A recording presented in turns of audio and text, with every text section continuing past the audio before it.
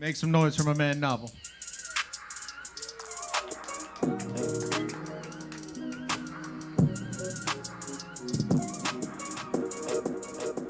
All right, bro. Thanks for coming out.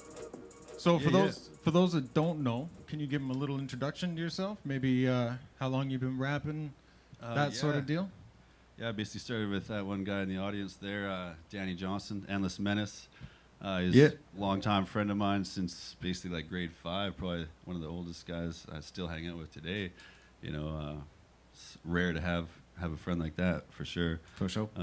Yeah, after high school, I went away, did some carpentry at Malaspina. I come back and find out he's rapping in his apartment with Trev, the Northern Light.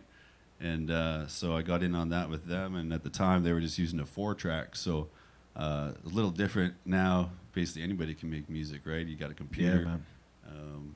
Doesn't take a whole lot, but back then we would have, you know, turntables, and we'd buy wax records and use the instrumental beats.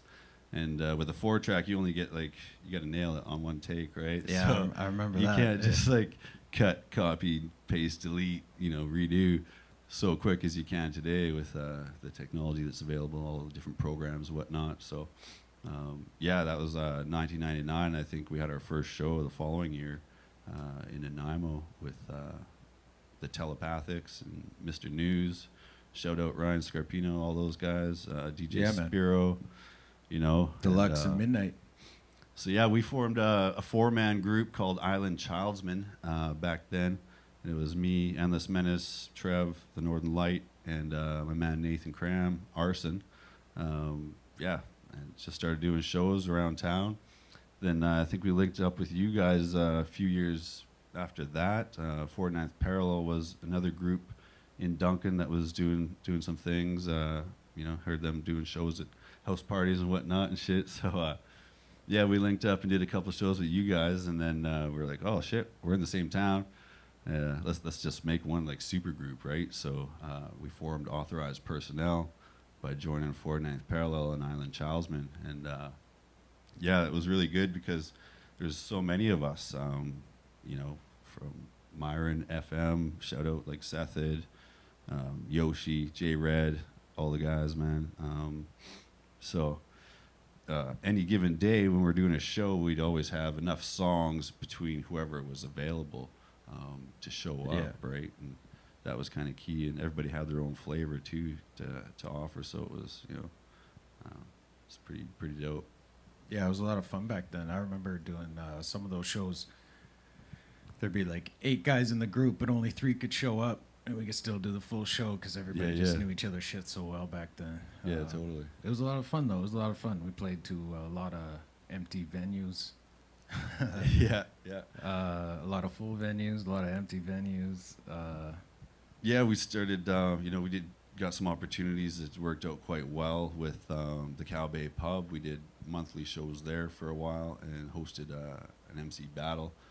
Back then, battling was a lot different than it is today, but that went quite well for a year or something. And then up at the CHLY radio station at the Malaspina campus in Nanaimo, where we hosted b-boy battles. So we'd have break dancers and that, and we'd be rapping, and their feet would be getting wrapped up in the cords and shit. It was a little hazardous, but yeah, it worked out quite well, and we were able to get quite a few people out to those shows at that time, the early 2000s, mid 2000s, and monthly shows at the Galaxy. Rest in peace. Yeah, those were a little crazy at times. Yeah. If anybody out there has ever been to the Galaxy, then you know what we're talking about. There were some crazy nights out there for sure.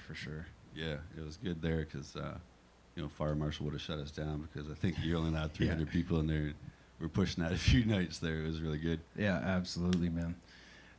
So as for yourself, for inspiration, if you listen, if anybody's ever heard Authorized Personnel, there's definitely a bunch of different distinct styles that slam together, and your style alone is very distinct in itself. What would you say was a main influence on your style, or was it an artist in particular, or was it just you developing that over time? Yeah, well, it's I like to mix the singing with the rapping kind of thing. It's always been my style. I think and some of these albums I have out have done different almost genres of music besides rap as well. But yeah, I grew up 90s hip hop, right? Just like all of us, Tupac, all that. But I don't know, maybe Bone Thugs had a little bit of shit in there too. Hey, start singing, right? But yeah, no, it's just fun. I like playing around with it, and yeah. Yeah, right on, right on. So, I know as a part of Authorized Personnel, I think, what did we put out? 3 albums? Yeah, we had was Bright Light, and then There was Volume 1 and 2. Lesson 1 and 2. Yeah, Lesson 1 and 2. Besides those, how many solo albums have you done? Well, I've got a few here. Like, this is the most recent one here. Knovel is my artist name now. I've been through a few artist names. Last name's Parker, so it started out Sparkitect.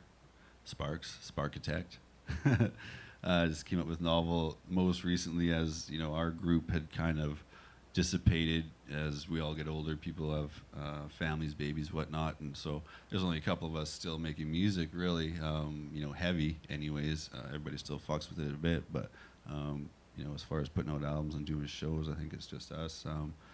But so yeah, this is the most recent one, and it's almost more like R&B flavor, kind of poppy, love songs and shit. You'll probably hear a couple off of this one tonight when I perform. And then this one was about 3 years ago, My Story, and yeah, this one's got it's got you on it, it's got FM on it, it's got Cava One, who's going to be performing here later tonight. That one was pretty fun to do.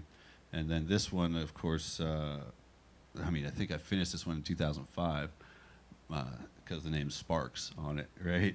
Yeah. Shake the Walls. And, I made my own beats, and so this one I produced 100% by myself, made the beats, whereas the other ones I've been working with other producers now, and, I run a business, my day job and shit, and it's just too much time consuming to be doing everything, right? I mean, one thing I fail to do is the marketing aspect of it, which I don't, try to sell myself on social media too much or put myself out there, really. I like creating music, right? It's just favorite pastime. Absolutely, man. I feel the same way. I feel I haven't really caught on to these new marketing strategies over social media yet. Some of these young guys really got it down, and they're killing it. Myself, I'm still learning as I go. So yeah. We're the dinosaur era. Yeah, absolutely, man. Unfortunately, we got to keep clawing away at it, though. Yeah. I made some shirts up. Might throw one of these to people in the audience tonight if you make some noise. And then I got another album coming out, hopefully before the year is up, because I kind of wanted to play on this pandemic shit that's going on right now, because my artist name is Knovel, and so people in the future go to like Google Knovel Pandemic 2020. Right. That's what I'm gonna call the album. Right. So yeah, maybe I'll get some hits on that shit instead of There's a little marketing strategy for you. Yeah, right on, bro. Yeah, totally. Right on. All right. Well, you gonna do a few songs for us tonight? Yeah. Fortunately, I had a set together with you were gonna be on the one song with Bagshaw and Abyss as well, but Brian got sick, so put together some different songs last minute here, but yeah, we'll kick it. All right. Well, everybody make some noise for the homie Knovel.